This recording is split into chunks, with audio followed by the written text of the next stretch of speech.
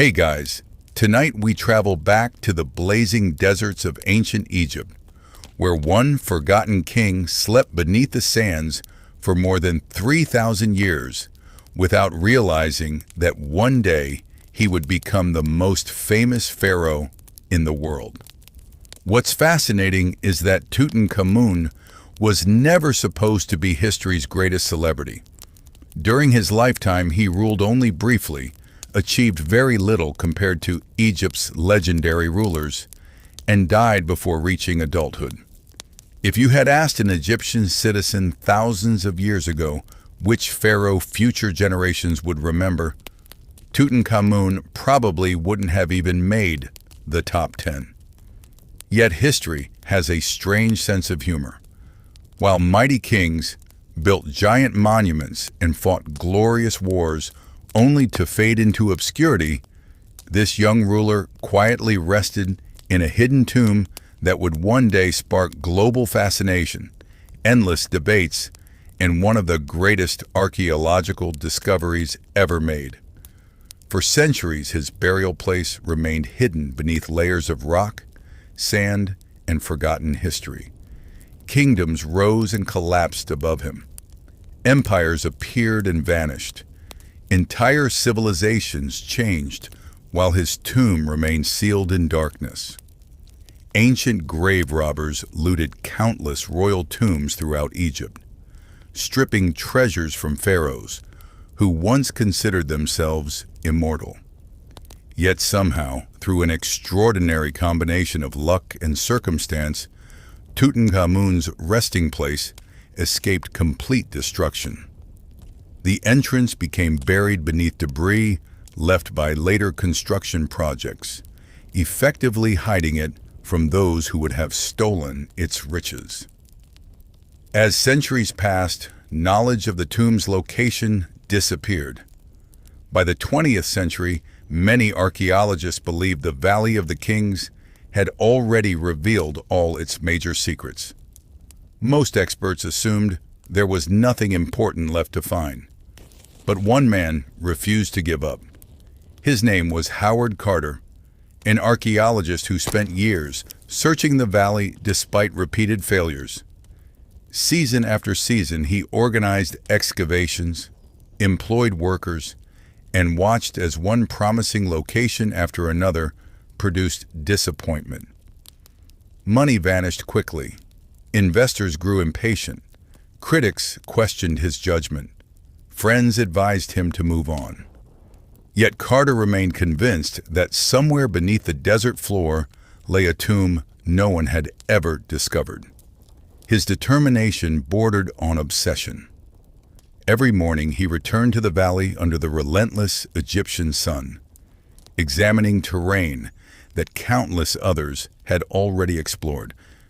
By 1922, even his financial supporter, Lord Carnarvon, had nearly exhausted his patience. After years of funding unsuccessful searches, he informed Carter that he would finance only one final excavation season. It was essentially a last chance. Fail again, and the search would end forever. Imagine the pressure. Years of effort, enormous expenses, and a reputation hanging by a thread. Carter knew that if this final attempt failed, history would remember him as a stubborn archaeologist who wasted his career chasing a dream. Then, in November of 1922, something extraordinary happened. Workers clearing an area near the tomb of another pharaoh uncovered a stone step hidden beneath the sand. At first it seemed insignificant. Ancient Egypt is full of steps, walls, and ruins. But as more debris was removed, additional steps appeared, descending deeper into the earth. Excitement began to spread through the excavation team. Carter immediately realized this was different.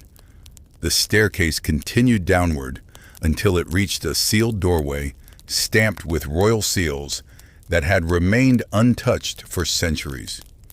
In that moment, standing before a barrier no living person had opened in more than 3,000 years, Carter understood he might finally be looking at what he had spent his entire career searching for. Yet uncertainty remained.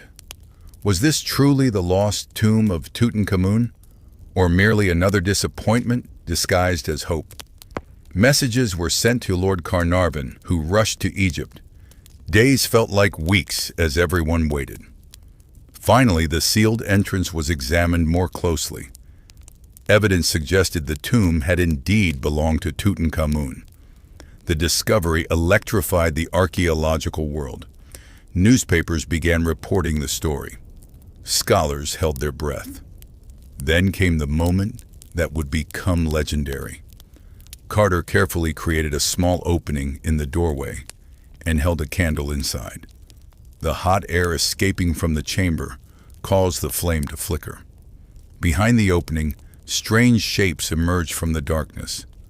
Gold reflected the candlelight. Statues stood silently where ancient craftsmen had placed them thousands of years earlier. Furniture, chariots, treasures, and objects beyond imagination filled the room. When Lord Carnarvon asked whether Carter could see anything, the archaeologist famously replied, "Yes, wonderful things." It was a simple answer, but it marked the beginning of a story that would captivate the entire world. Because hidden beyond that doorway was not only unimaginable treasure, but also the beginning of a mystery that would soon give birth to one of the most famous legends in history: the Curse of the Pharaoh. The moment Howard Carter stepped beyond that doorway, the world changed forever, although nobody inside the tomb realized it yet.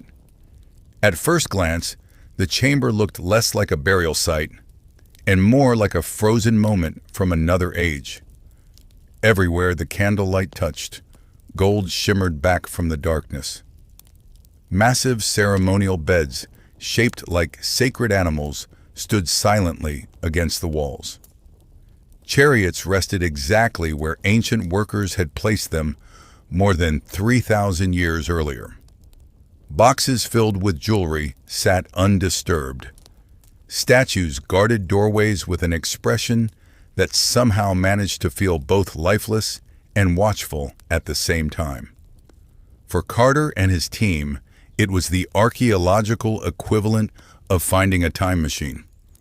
Most Egyptian tombs had been robbed centuries before, their treasures scattered across history by thieves searching for quick riches. But this tomb was different. Although evidence suggested ancient robbers had entered briefly long ago, the vast majority of its contents remained untouched. It was as if the ancient world had been placed inside a vault and forgotten. Yet while the archaeologists saw opportunity, newspapers around the globe saw something even more valuable: a story. Within weeks, reports of the discovery spread across Europe, America, and beyond. People became obsessed. Every new photograph from the tomb appeared almost magical. Gold masks, elaborate furniture, precious gemstones, and mysterious artifacts captured public imagination unlike anything archaeology had ever produced before. Egyptology suddenly became fashionable. Crowds followed every development. Journalists competed fiercely for information. Some even paid local workers for rumors, because rumors sold newspapers far better than facts. As excitement grew, another story quietly began taking shape. Ancient Egypt had always fascinated people because of its connection to death.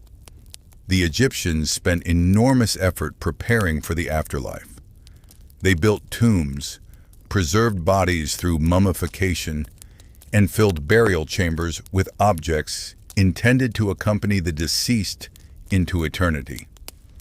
To many outsiders, this seemed mysterious, almost supernatural.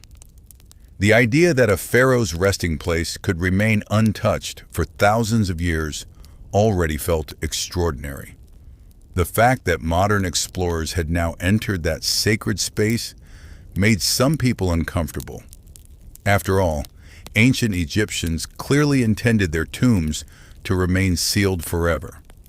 They did not build them as tourist attractions. They built them as eternal homes for the dead. The more people thought about that, the more unsettling the discovery became. Then journalists started asking questions. Were there warnings inside the tomb? Had the ancient priests left messages threatening anyone who disturbed the king's rest? Stories began circulating about mysterious inscriptions and forgotten curses.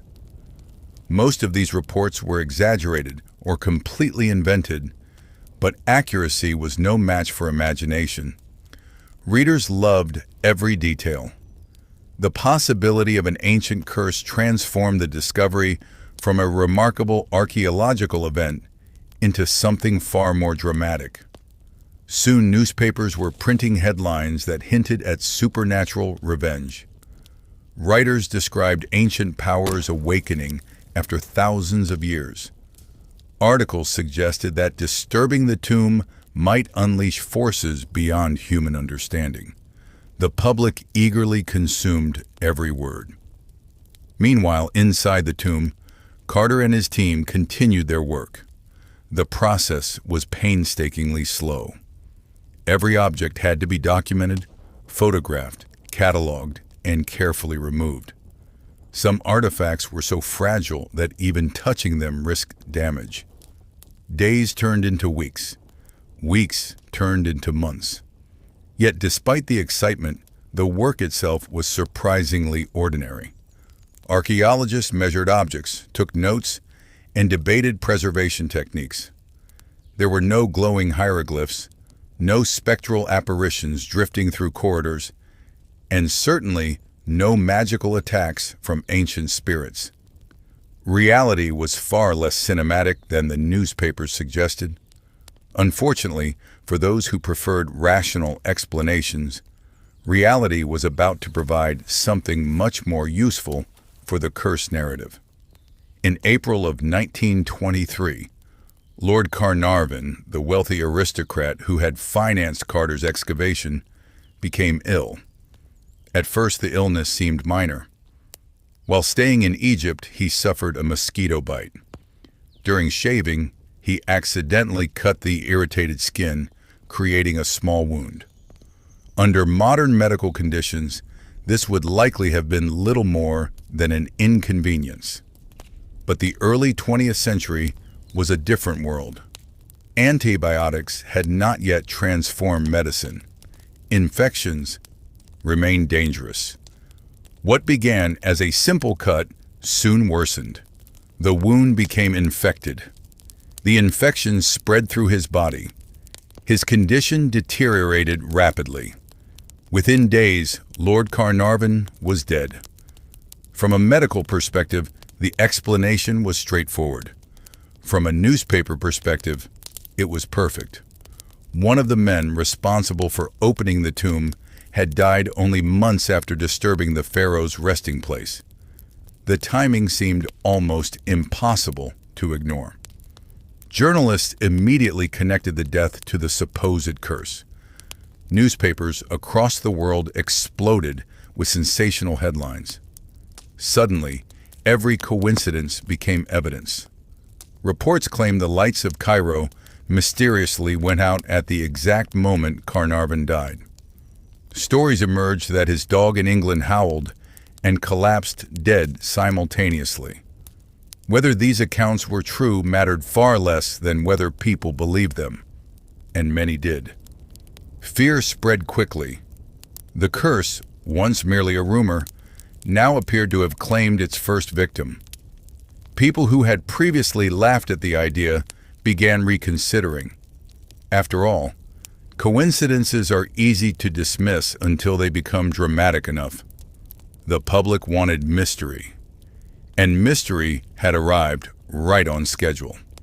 Yet the deeper researchers looked, the more complicated the story became. Many individuals involved with the excavation remained perfectly healthy. Howard Carter himself continued working inside the tomb without suffering any obvious curse-related consequences. Numerous members of the team lived for decades afterward. If an ancient supernatural force was targeting those who disturbed the tomb, it seemed strangely selective about its victims. But selective details rarely stop a good legend. Instead, the curse story expanded. Every illness connected to anyone remotely associated with the tomb became suspicious. Every death became evidence. People began drawing connections where none necessarily existed. Human beings are remarkably skilled at finding patterns, especially when those patterns support a compelling narrative. Once the curse entered public consciousness, it became almost impossible to remove. At the same time, scientists began proposing less supernatural explanations. They pointed out that sealed tombs could contain dangerous molds, bacteria, and fungi. For thousands of years, microscopic organisms had existed undisturbed inside enclosed spaces. When archaeologists entered, they stirred dust and spores into the air. Without modern protective equipment, everyone breathed whatever had accumulated inside. Researchers suggested that some illnesses might have resulted from exposure to ancient biological contaminants rather than supernatural punishment. It was a reasonable theory. Unfortunately, reasonable theories rarely compete successfully against stories involving cursed pharaohs. The idea of invisible microorganisms lacked drama. Ancient revenge from beyond the grave, on the other hand, practically guaranteed newspaper sales. And so, the legend continued growing. With each passing month, the line between fact and fiction became harder to distinguish.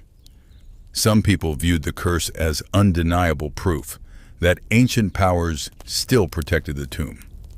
Others dismissed it entirely as media sensationalism. Most occupied a middle ground, uncertain what to believe, but unwilling to ignore the strange sequence of events.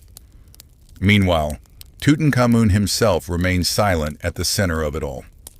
The young king, who had died more than 3 millennia earlier, had become more famous in death than he ever was in life. His treasures fascinated millions. His tomb attracted worldwide attention, and his supposed curse transformed an archaeological discovery into one of the greatest legends of the modern era. Yet as researchers continued examining the evidence, an even more intriguing question emerged. If the curse wasn't real, why did so many intelligent people become convinced that it was? And if it was real, why were some of the tomb's explorers living long, ordinary lives, while others seemed surrounded by misfortune? The answers would lead investigators into a world where psychology, fear, coincidence, science, and storytelling became so tightly intertwined that separating them proved almost impossible. And as the years passed, the mystery only grew deeper. Hey guys, tonight our story continues far beyond the treasure chambers and golden masks. Because while the world was busy staring at Tutankhamun's glittering riches, something far more powerful was happening behind the scenes. The discovery was changing Egypt itself. Before 1922, ancient Egypt fascinated historians, scholars, and museum curators. But for most ordinary people around the world, it remained distant, mysterious, and buried beneath layers of time. Then Howard Carter opened the tomb, newspapers exploded with headlines, photographs spread across continents, and suddenly millions of people who had never cared about archaeology became obsessed with a king who had died over 3,000 years earlier. Jewelry designers copied Egyptian patterns. Fashion magazines promoted Egyptian-inspired styles. Architects borrowed motifs from temples and tombs. Even movie producers realized that ancient Egypt could sell tickets faster than almost anything else. The world had not merely discovered Tutankhamun. The world had fallen in love with him. Yet fame comes with consequences. As more visitors arrived in Egypt, archaeologists found themselves struggling to balance preservation with curiosity. Every artifact needed protection. Every chamber required documentation. Every object had to be studied carefully before eager collectors, tourists, and treasure hunters could damage it. What many people forget is that archaeology is not simply digging things up. It is protecting them afterward, which often turns out to be the harder task. The tomb contained thousands of objects. Chariots stood folded against walls. Thrones gleamed beneath layers of dust. Delicate textiles survived despite the passing of centuries. Golden shrines surrounded the sarcophagus in layers like a series of increasingly expensive boxes. Recording everything took years. Each item had to be photographed, cataloged, measured, sketched, and carefully removed. Carter understood that rushing would destroy information forever. A treasure can be recovered once. Context can only be lost once. That distinction mattered enormously, because the real value of the tomb was not the gold. It was the story hidden behind it. Every object revealed details about religion, politics, craftsmanship, and daily life in ancient Egypt. A simple pair of sandals could teach historians about materials and manufacturing techniques. A ceremonial dagger could reveal trade networks stretching across continents.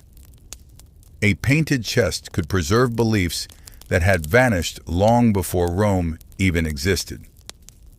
Slowly, researchers began assembling a clearer picture of Tutankhamun himself. Ironically, the boy king had not been particularly important during his lifetime. He ruled for only a short period and achieved little compared with pharaohs such as Ramesses II or Thutmose III. Yet because his tomb survived relatively intact, he became more famous than rulers who accomplished far greater things. History can be strangely unfair that way. Sometimes greatness creates fame. Sometimes survival creates fame. Tutankhamun benefited from the second category. Had tomb robbers emptied his burial chamber completely, his name might remain little more than a footnote in academic books. Instead, he became the face of ancient Egypt itself. As studies continued, another mystery emerged. How exactly had he died? For decades, theories multiplied faster than evidence. Some researchers suggested murder. Others proposed an accident involving a chariot. Some suspected illness. Every new X-ray seemed to generate fresh debate. Every scientific advance reopened old questions. It was almost as if the young king refused to give historians a straightforward answer. Modern scans eventually revealed a far more complicated picture. Tutankhamun appears to have suffered from multiple health problems. Evidence suggests bone disorders, possible infections, and physical weaknesses likely linked to royal intermarriage within the Egyptian dynasty. Suddenly, the image of a strong, healthy ruler began to fade. In its place emerged a more human figure, a teenager burdened by illness, carrying the expectations of an empire, living in a royal family whose pursuit of divine bloodlines may have caused devastating biological consequences. The reality was less dramatic than murder mysteries, but far more tragic. Meanwhile, public fascination never slowed. Museums organized exhibitions. Crowds stretched around buildings for hours. People traveled enormous distances just to glimpse objects from the tomb. Children learned Tutankhamun's name in school. Adults debated curses at dinner tables. Filmmakers produced documentaries and fictional adaptations. The discovery had become something larger than archaeology. It had become culture. Yet amid all the excitement, scholars continued their patient work. They examined pigments on painted surfaces. They studied inscriptions hidden beneath layers of decoration. They analyzed jewelry techniques that revealed extraordinary craftsmanship. Every artifact raised new questions. Every answer created additional mysteries. Knowledge expanded, but certainty remained elusive. That is one of archaeology's most frustrating qualities. The more you learn, the more you realize how much remains unknown. Even today, researchers continue finding surprises connected to Tutankhamun. New technologies reveal details invisible to earlier generations. High-resolution imaging uncovers hidden markings. Chemical analysis identifies materials and origins. Genetic studies provide clues about family relationships. Decades after the discovery,